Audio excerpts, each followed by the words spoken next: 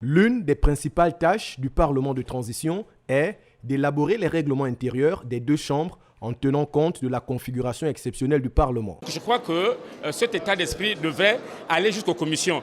Et moi, je souhaiterais qu'il y ait une dose de démocratie, que les membres du bureau des commissions soient élus par leurs pairs, comme au niveau du Conseil national de transition en Guinée.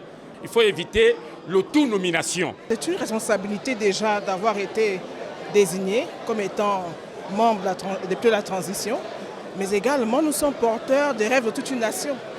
Nous n'avons pas droit à l'erreur.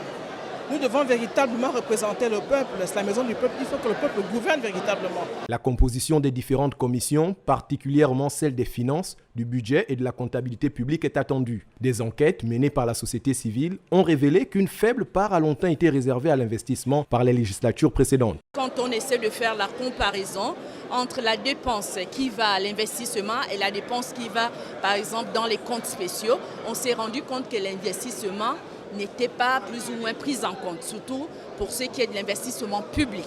Donc il va falloir qu'on se batte au niveau de l'Assemblée nationale pour répartir les choses. On va décortiquer la loi des finances, on va regarder tout ce qui a été budgétisé, parce qu'il y a eu d'abord un cadrage macroéconomique budgétaire, et à partir de là, dans le cadre de la mobilisation des ressources, nous allons voir ce qu'il y a à faire à court terme, à moyen terme et à long terme. La mise en place des commissions devrait pouvoir tenir compte des compétences des uns et des autres.